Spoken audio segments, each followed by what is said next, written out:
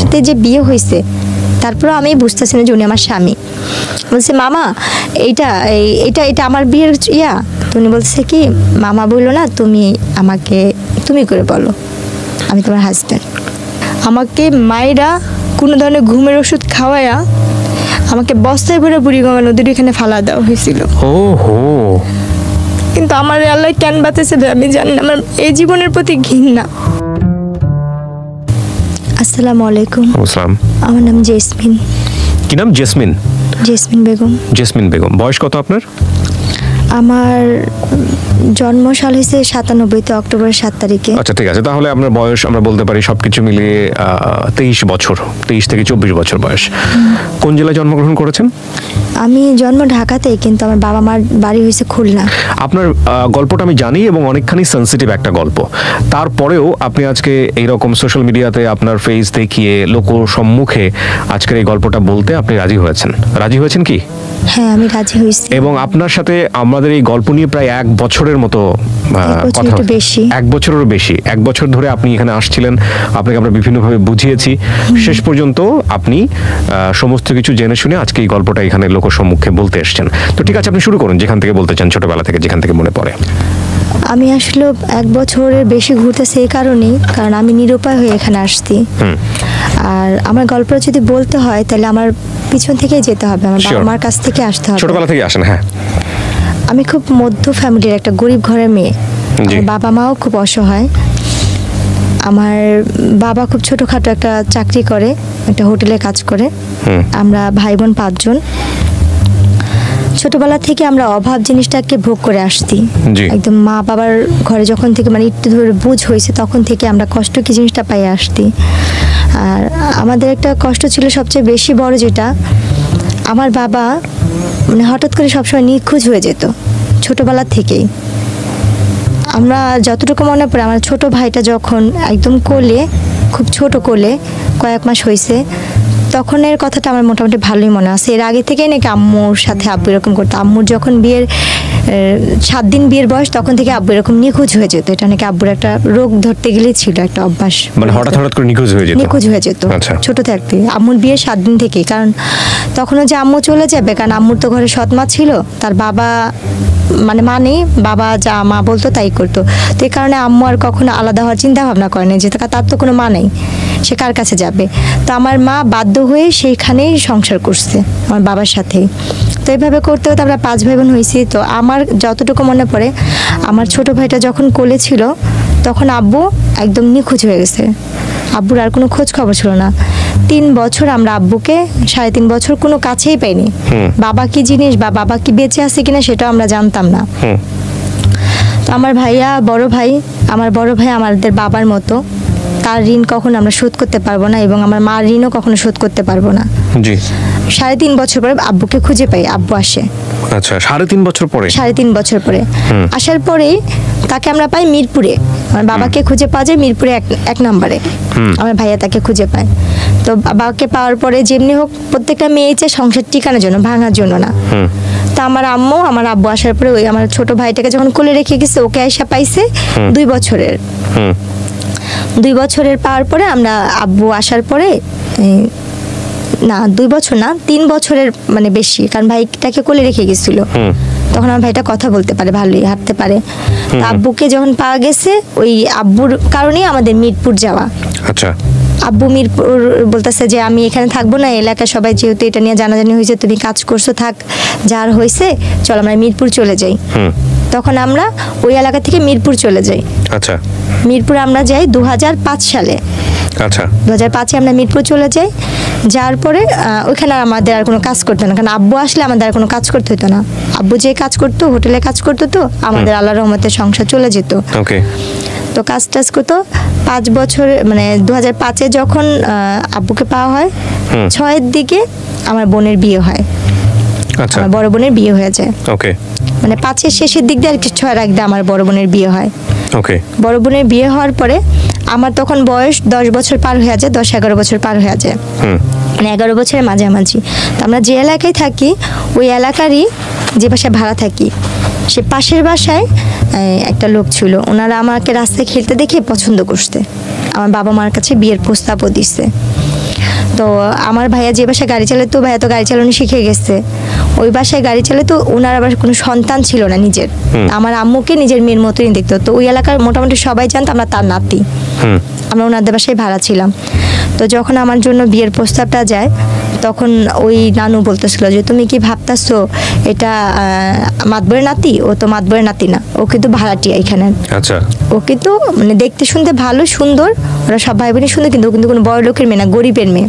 আচ্ছা, তারপর? তো আমার ওইখান থেকে ওনারা বলতেছে যে না, আমরা তো বাজারে গেছি, বাজার ভাঙাচোরা হলে আমাদের সমস্যা নেই, আমাদের সদাই দরকার। আমাদের বাজার কেমন হলো সেটা আমরা জানি না, আমাদের সদাইটা আগে মেন দরকার। তো আমার আব্বু আম্মুকে এসে অনেক রিকোয়েস্ট করে, প্রস্তাব দেয়, দেখেন আমরা কিছু চাই না, শুধু মেয়েটাই। তখন রোজার মাস ছিল, আমার বোনের বিয়েরও 1 বছর পরের কাহিনী, 2007 সালের কাহিনী এটা। তো আমার আম্মু বললো যে আমার মেয়ে তো ছোট, আমার মেয়ে তো এখনো সাবালক হয় নাই। আচ্ছা, আপনার এই বিয়ের যখন আসলো তখন বয়স কত আপনার? আমার তখন বয়স 11 বছর। মাত্র 11 বছর? 11 বছরে মানে মানে শেষ দিকে, মানে পুরো শেষ হয়নি। মানে ওরা যারা আসছে ওরা শুধু আপনার এই চেহারা দেখে এসছে? যে আমার চেহারা দেখে। আর তখন আপনি পড়াশোনা করেন নাকি পড়াশোনা করার সুযোগ হয়নি? আমি তখন স্কুলে ভর্তি হয়েছি, তখন হিসাবে আমি ক্লাস 6 এ মাত্র পড়ি। ক্লাস 6 এ পড়তেন? হ্যাঁ। তারপর মাত্র 6 এ। যারা বিয়ে নিয়ে এসেছে তারা কোথা থেকে এসেছে? তারা আশেপাশেই ছিল? তারা এমনি ওদের হোম ডিস্ট্রিক্ট বিক্রমপুর ছিল, কিন্তু ওই এলাকার ওরা স্থানীয় ছিল। স্থানীয় ছিল এবং আপনাদেরকে চিনতো আগে? আমাদের চিনতো, যে আমরা ভাড়াটিয়া সেটা চিনতো। ওকে, তারপর? কারণ আমি তো সারাক্ষণ রাস্তায় খেলতাম। মানে উনি আমাকে ওই বড় হওয়ার পর ওই তখনই দেখছে। দেখার পরে বলতেছে যে এই মেয়েটা কে রে? ওর বোনের সাথে, ফুফাতো বোনের সাথে আমি খেলতাম। বলছে মালিহা এটা কে রে? বলতেছে এটা তো জেসমিন, ওই পাশের বাসায় থাকে ওরা। বলতেছে কি মেয়েটা কি করে? বলতেছে ও ওইখানে সরকারি স্কুলে পড়ে, আমার সাথে আমি খেলতে আসে। তখন রোজার মাস ছিল। আচ্ছা।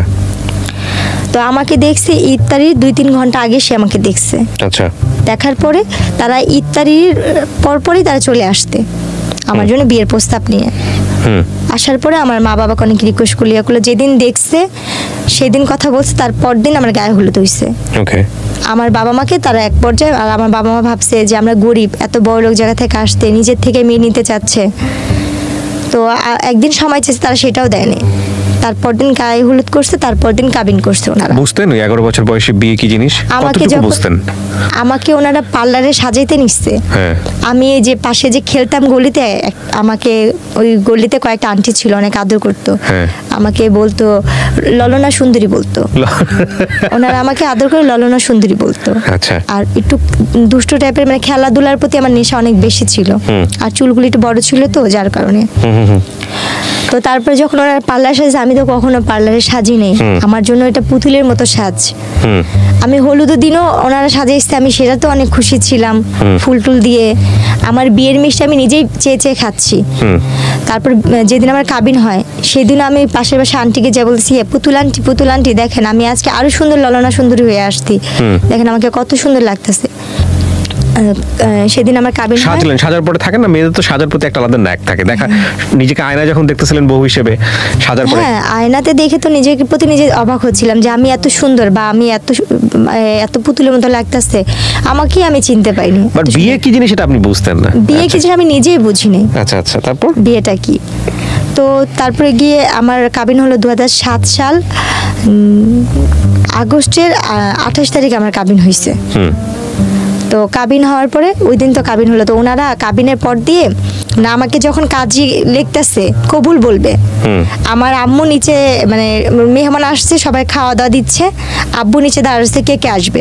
তো ওনারা বলতেছে তাতেই করেন ইফতারির আগে বিয়ে পড়াবো, ইফতারির আগে বিয়ে পড়াবো। তা আম্মু ওরা বলছিল কি ইফতারির পরে একবারে ঠান্ডা মাথায় বিয়েটা পড়ে।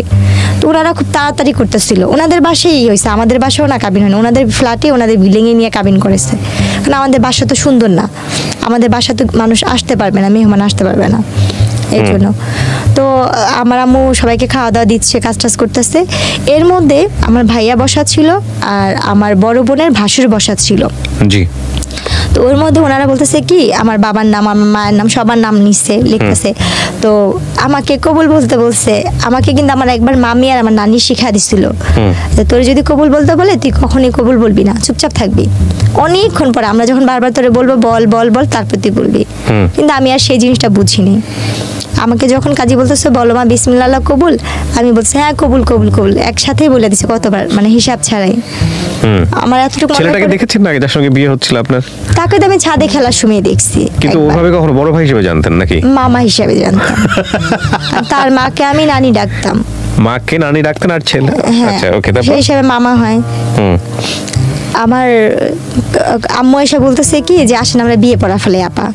আমার ফুপু শাশুড়ি নাম ধরে বলতেছে যে আসেন আমরা বিয়ে পড়া ফেলে। তো আমার ফুপু শাশুড়ি বলতেছে আল্লাহ বিয়ে তো হয়ে গেছে।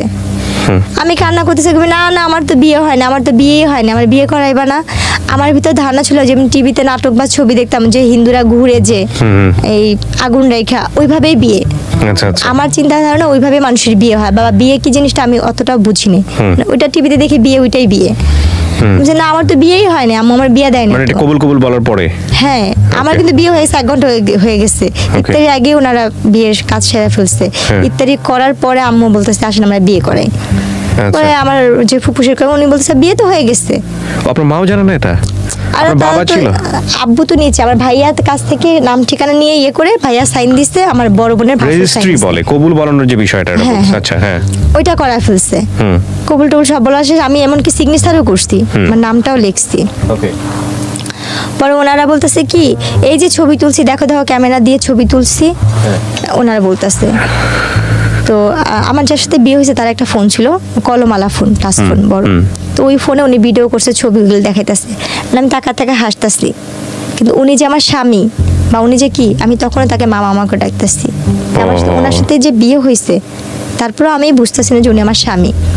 বলছে মামা এইটা এটা এটা আমার বিয়ের ইয়া। তো উনি বলছে কি মামা বললো না, তুমি আমাকে তুমি করে বলো, আমি তোমার হাজব্যান্ড।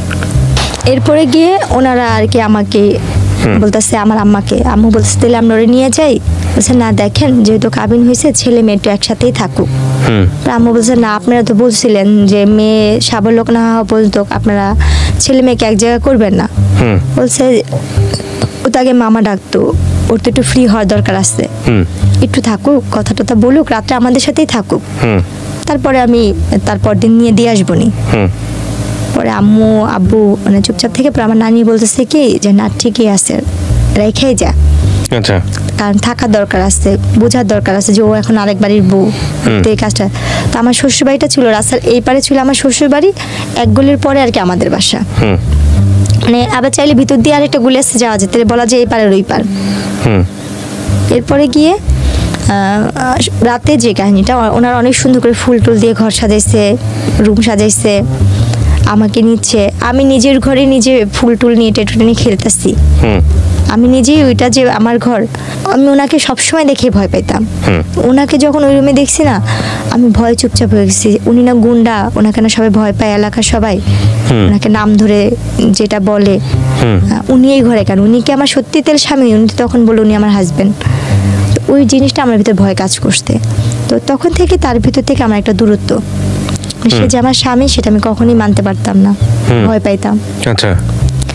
তারপরে ওই দিন ওই ঘরে আমাকে কোনোভাবেই দিতে পারেনি, যতবারই দেয় হয় খাটের নিচে পলাই, এই রুমে ঢোকাচ্ছে, ওই পাশ দিয়ে বারিন্দা দিয়ে বের হয়ে যাচ্ছি। আমার সারাটা রাত এভাবেই গেছে। মানে কোনোভাবে আমি কান্নাকাটি করতেছি, চিগলাইতে আসছি। পরে আমার যে ফুপু শাশুড়ি ছিল উনি বলতেছে ঠিক আছে থাক, ও আমার সাথে ঘুমাক, আমি পরে তোকে ইয়ে করে দিবনি।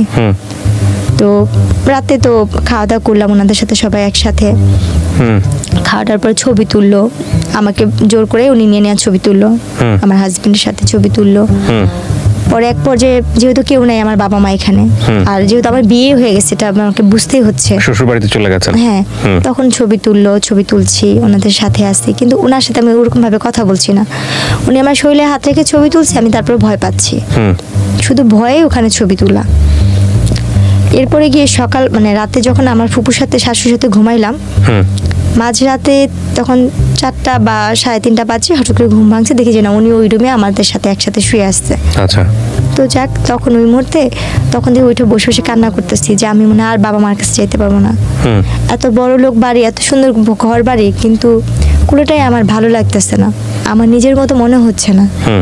যতটা আমার ভাঙা ঘর বা খুব ছোট বাচ্চা যেসব অনুভূতিগুলো আসে, রাইট, হ্যাঁ, আমার ফ্যামিলিটাই আমার কাছে বেস্ট। তো আমি ভাবতেছি কখন সকাল হবে, কখন আমি বাসায় যাব, কারণ আমি এই বাসা তো চিনি আর আমাদের বাসাও চিনি। এভাবে করতে যখন সকালে ফজরে আজান দিল আমি বসে রয়েছি, একবার লুকায়, ওনারা সবাই ঘুমে, কেউ জানেই না। আমি দৌড় দিয়ে যা দেখে আসছি, ওনার বাসা ছিল 3 তলা, তো 3 তলা থাকতো। দৌড়া যা দেখছি কেচি গেট খুলছে কিনা, নিজে না কেচি গেট খুলে নেয় অত ভোরে। আবার দৌড়া চলে আসছে, এসে খাটের নিচে লুকায় আসছি, বসে আসছি। এরপরে যখন সকালবেলা 6টা বাজে, আমি তখন ওই মুহূর্তে বাসা থেকে আমাদের বাসায় চলে যাই। গেট টেট খুলে আমি আমাদের বাসায় চলে গেছি। আমি আমাদের বাসায় যাই ঘুমাই। আম্মু বলতেছে তুমি এত সকালে, আমি ওনারা আমার পাঠা দিচ্ছে, ওনারা বলছে তুমি বাসায় যাও। আমি এই জন্য বাসায় এসে পড়ছি। তা আম্মু ভাবছে যে ওরা যখন সত্যি বলছে, তো আমি বাসায় যে ঘুমায় রয়েছি। এদিক দিয়ে ওনারা খুঁজতেছে বাসায়, আর আমাদের তো ফোন নাই যে আমাদের বাসায় ফোন দিবে, মোবাইল টোবাইল কিছুই নেই যে ফোন দিবে। তো ওনারা খুঁজতেছে অনেকক্ষণ পর ওনাদের বাসায় কাজের মেয়েকে পাঠাইছে। পাঠায় যায় বলতে জেসমিন কি বাসায় গেছে, বলে হ্যাঁ ও তো কোন সকালে এসে ঘুমা রইছে, আপনার ওরা নাকি পাঠা দিচ্ছে ওর ফুপু শাশুড়ি। বলছে দেখছেন না সবাই ম্যাডামরা খুঁজতেছে, ওরা কেউ পাইতেছে না। ওরা আম্মু মারে বকা দিল, 2টা থাপ্পড় দিল যে তুমি এখন বড় হয়েছো, তোমার বিয়ে হয়েছে, তুমি তো যখন তখন জেলে আসতে পারবে না, আসলে কে তোমাকে নিয়ে ওনারা সংসার করবে, তুমি তো মেয়ে মানুষ, তোমার কপাল দোষে এখানে বিয়ে হয়েছে, ভালো জায়গায় বিয়ে হয়েছে। আম্মু বোঝাইলো, আম্মুর মতো করে আম্মু বুঝাইলো যে এখন ওইটাই তোমার আসল বাড়ি, ওখানে সুখ হোক দুঃখ হোক তোমার এখানে ভাগযোগ করে থাকতে হবে, আর তোমার কপাল ভালো যে তুমি এমন ফ্যামিলির একটা বউ হইছো। এইগুলো যেটা বোঝায় আর কি। হ্যাঁ, বেশি দিন তো না, তুমি কয়দিন থাকো, তোমাকে বড় উঠা দেওয়া যখন হবে তখন এই কয়দিন ওইখানে যা থাকো। পরে আবার আম্মু নিয়ে দিয়ে আসতে।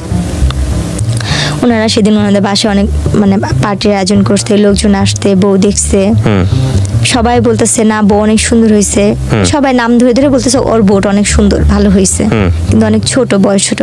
বলছে হ্যাঁ ঠিক হয়ে যাচ্ছে। হ্যাঁ, যখন ঘুরতে গেছি আমার অলরেডি তখন বাচ্চা কনসেপ্ট করতে, যেটা আমি বুঝতে পারিনি যে আমার গর্ভে বাচ্চা। তো আমার যখন বিয়েটা হয়েছে, আমার ফুপু শাশুড়ি, আমার চাচা শ্বশুর এরা জানতো, কিন্তু এরা আবার কি করছে, আমরা গরিব বলে ছেলের মা বাবা মানে বাবা তো নেই, মা মানবে না বিধায় আমার বড় ভাসুর, আমার ফুপু শাশুড়ি, আমার চাচা শাশুড়ি আমার শাশুড়িকে জানায় নাই বিয়ের কথাটা। আমার শাশুড়ি নাকি জানতো না আমার বিয়ের কথাটা, কারণ সে তো গরিবের মেয়ে নিবে না। কিন্তু আমার যে বড় ভাসুর সে খুব ভালো ছিল, সে খুব ভালো ছিল, সে আর গিয়ে হয়েছে আমার ফুপু শাশুড়ি, আমার 2 চাচা শ্বশুর, এরা মিলে আমাকে বউ করে নিছে। যে ওর মা তো আরো 2 ছেলেকে বিয়ে করেছে, এত সুন্দর বউ পানে, টাকা পাইছে কিন্তু বউ পানে। হয় ছেলেদের থেকে বউদের বেশি বয়স্ক লাগে, না বউরা কালো, কিন্তু গরিব হলো। আপনার শাশুড়ি ইনফর্ম ছিল না আপনার বিয়ের ব্যাপারে? না, আমার বিয়ে থেকে, এবং সে সেটা মানতো না বলেই সে ইনফর্ম ছিল না। হ্যাঁ, কিন্তু আমরা জানতাম না যে আমার শাশুড়ি না, আমার মার সামনে অন্য একজনকে ফেস করেছে, এটা শাশুড়ি, ছেলের মা। ভয়ঙ্করতম কাজ। তো তখন আর কি, যখন আমার বাবু পেটে আসতে, আমার বাচ্চা নাকি 2-3 মাস মানে বাচ্চা পেটে, আমি তো বুঝি না একটা মেয়ে অসুস্থ হলে যে জিনিস সেটাও তো আমি বুঝতাম না।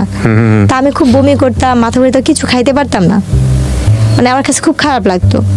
তা আম্মু ওই জিনিসটা নিয়ে খালি বলতো কি হঠাৎ করে এমন করতেছে কেন, আর শুকা যাচ্ছি, কালো হয়ে যাচ্ছি। তখন আমার আম্মু, আমার বড় বোন বলতেছে কি মা, আম্মু ওর কি বাচ্চা টাচ্চা পেটে আসলো নাকি?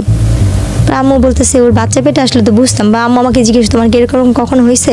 আমি কি জানি, আমি জানি না, আমি সেটা বুঝতে পারিনি। এরপরে গিয়ে আমার মা আমাকে একটা ডাক্তার দেখাতে নিয়ে গেল। ডাক্তার দেখানোর পরে ওখানে প্রস্তাব পরীক্ষা দিল, কয়েকটা পরীক্ষা দিল। এই রিপোর্টগুলো আনতে গেল আমার হাজবেন্ড, উনি আমাকে নিয়ে গেল সাথে করে। রিপোর্টগুলো আনতে যাওয়ার পরে বলতেছে ওনার তো বাচ্চা পেটে, উনি তো ওনার 3 মাস শেষ পর্যায়ে, বাচ্চা 4 মাসে পড়বে। তো এই কথা শোনার পর উনি খুব খুশি হয়।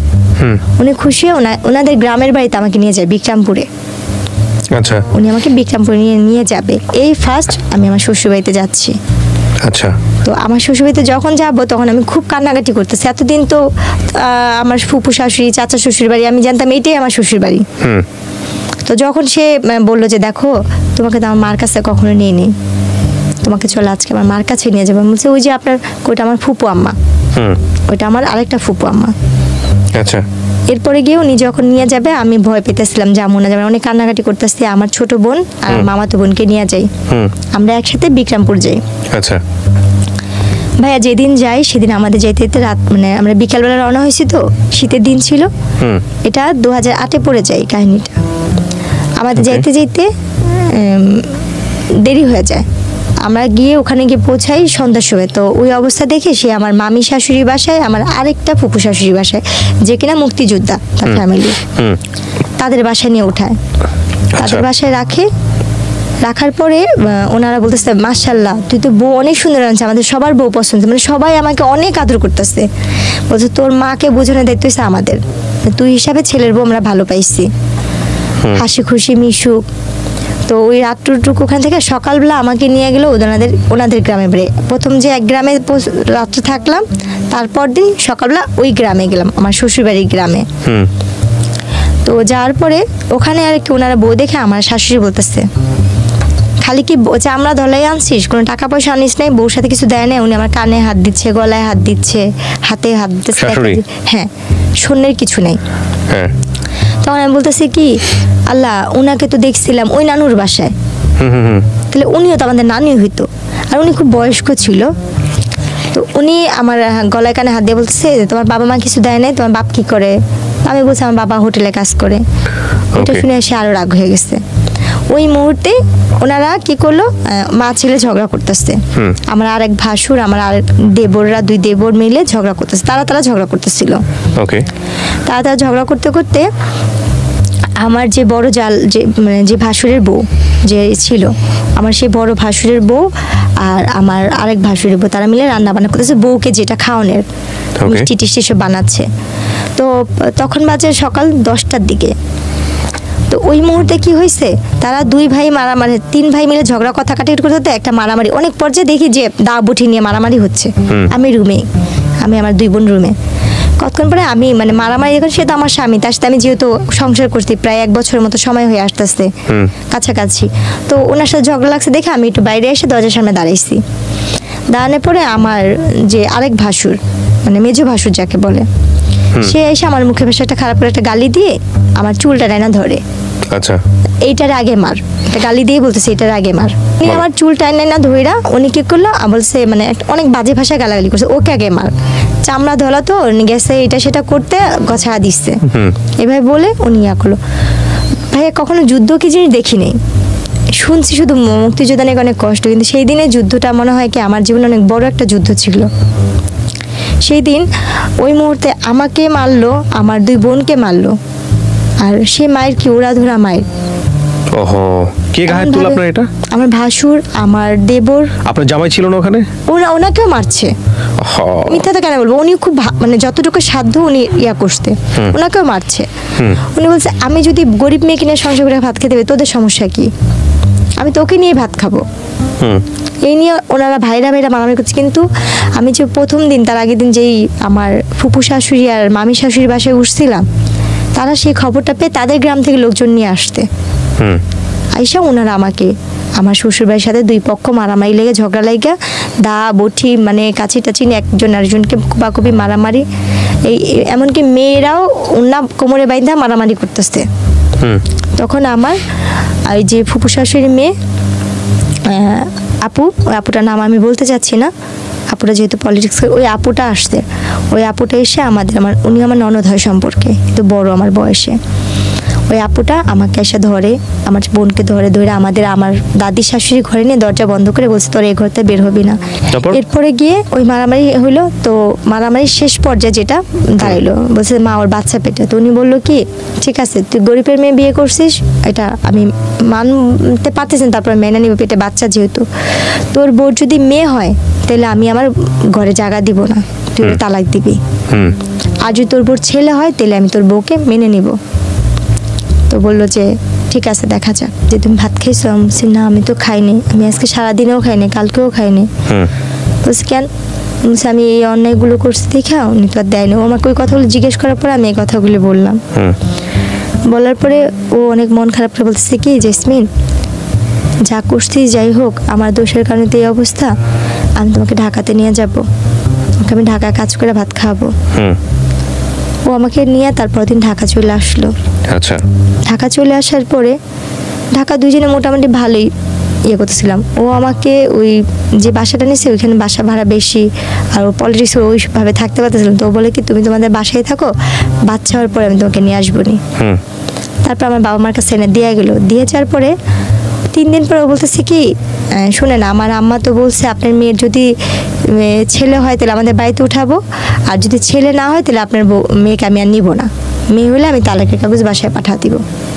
আগে তো আমি বিয়ে করছি কিছুই পাই নাই, আমার অন্যান্য ভাইরা পাইছে, আর আপনার মেয়ের যদি মেয়ে, আমার 2 ভাইয়েরও মেয়ে, আপনার ঘরের মেয়ের ঘরে যদি মেয়ে হয় তাহলে আমি এই বউ দিয়ে কী করবো। এরপর হয়েছে গিয়া আমার বাচ্চাটা মানে মারামারিতে হইলো, আমরা যখন বাচ্চা হবে, আমার অলরেডি বাচ্চা হওয়ার সময় হয়েছে 2010-এর দিকে আমার বাচ্চা হলো, এবং নর্মালি ডেলিভারি হলো বাচ্চাগুলো। বাচ্চাগুলো মানে 10-এর বাচ্চাগুলো মানে টুইন ছিল? হ্যাঁ। ও আচ্ছা। মার্চের 26 তারিখে হয়েছে। দুটোই মেয়ে? না, ছেলে। ছেলে এক মেয়ে। এক ছেলে এক মেয়ে, মাশাআল্লাহ। হ্যাঁ, তারপর? এবং নর্মালি ডেলিভারি হয়েছে আল্লাহর রহমতে। তখন ওই কথা শুনে ওনারা আসতে, ও আমার হাজবেন্ড আসতে, আমার হাজবেন্ডের বড় ভাইটি সবাই আসতে, দেখলো খুব খুশি বাচ্চাদের নিয়ে গেল, কিন্তু মেয়েটাকে ওরকম বেশি একটা আদর করে নাই। আচ্ছা। ছেলেটাকে নিয়ে সবাই খুশি ছিল। আচ্ছা আচ্ছা। তো সত্যি কথা বলতে কি আমার না ওই মানুষটার প্রতি কখনোই ভালোবাসা কি জিনিস আসেই নেই, কারণ আপনি বোঝেনি তো নাই, বোঝার বয়স ছিল না বিষয়টা। বোঝার বয়স নেই, কেন জানি তাকে তো আমি ভয়ই পাই, তাকে তো কোনো ভালোবাসার মানুষ হিসেবে দেখিনি বা স্বামী হিসেবে দেখিনি। 2টা বাচ্চা হয়েছে, তাও মনে হয় হাতে গোনা কয়েকদিন স্বামীকে পাইছি। আমার ওনার প্রতি কোনো মায়া নেই, তো ওনার প্রতি আমার ভয়টাই বেশি কাজ করতো সবসময়। আল্লাহ কখন যেন এসে আমাকে মারবে, কখন যেন উনি মাতাল হয়ে আমাকে মারবে, এই চিন্তাগুলো ছিল। আর ওনার সাথে যেটা, উনি হয়তো মানসিকভাবে সাইকো টাইপেরই ছিল, যেটা মানুষ বলে। আমি আমার হাজবেন্ডের সাথে কোথাও যাচ্ছি, কেউ যদি বলতে চাই তোর বউটা তো অনেক সুন্দর, উনি তাকে কিছু না বলে সে আমাকে ওরা ধরা মারতো। আর মার কি, যে মারগুলো সহ্য করার মতো না, যে মারগুলি আমার আজও ঘুমাইলে চোখ বন্ধ করলে আমি চোখের সামনে ঝাপসা ঝাপসা ভাসে।